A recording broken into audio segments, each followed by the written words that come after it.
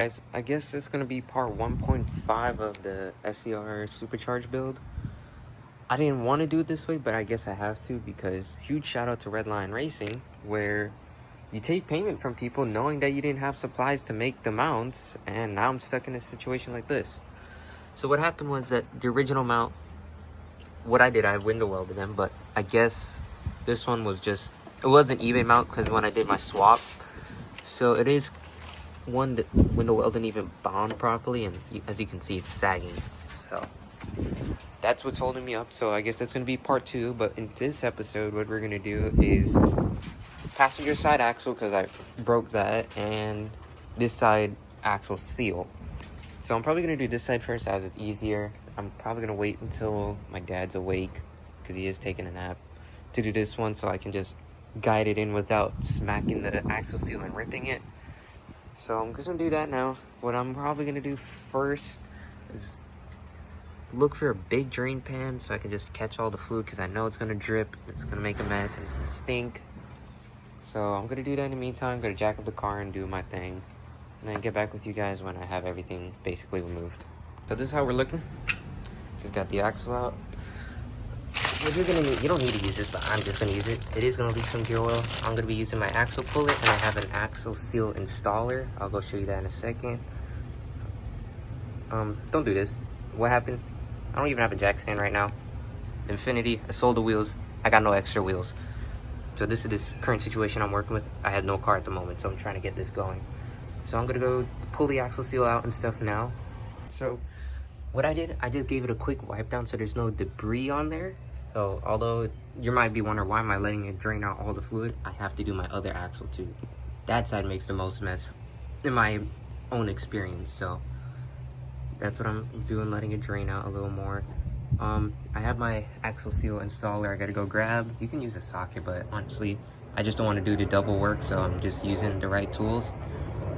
I made sure to wipe down so there's no like debris in there, so I'm gonna go grab, probably soak it down with a little bit of WD-40 or something, so it just slides in easier, and install it with the installer. I'm gonna do that off camera because I don't have my tripod today, and it's kind of annoying to do it without it. So, well, finally done. Was that hell? What I tell you, that honestly wasn't that hard. What took me the longest was I was scared of just damaging the new seal, so that's what took me so long. I just wanted to make sure it was perfect.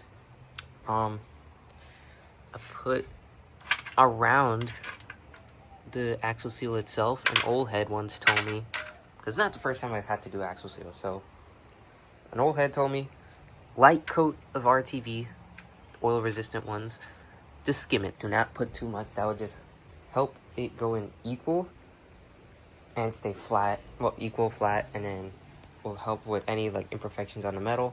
That's why I made sure to clean it so there wasn't any imperfections. So now I'm gonna clean up, get it on the ground, roll the car out to about there, and do the other side. Right, so I actually already got the old axle out. I'm actually halfway through with this one. I just wanted to come through, give you guys a little update. What I'm doing at the moment too is on the end here, for the transmission side, do not insert it dry. Make sure it has some gear oil on there. You do not want to insert that dry.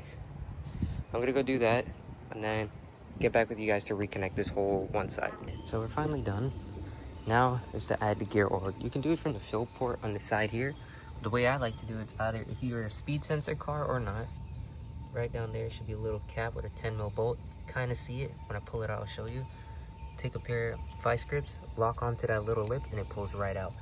Just a 10mm that holds it in. I'm gonna go do that and then show you exactly how it is up close.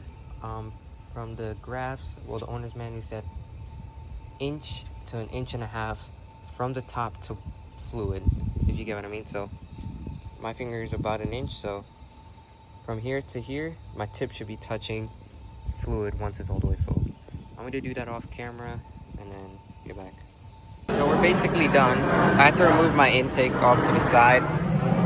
If you get one of those long funnels from Walmart, it's legit the perfect fit from the trans to here. Like I said, I don't know if you remember earlier, it needs to be an inch from the rim to fluid because that's how long the cap is, and you need some breathing space. So that's it. I'm gonna throw everything together now, and that's it. That's a wrap.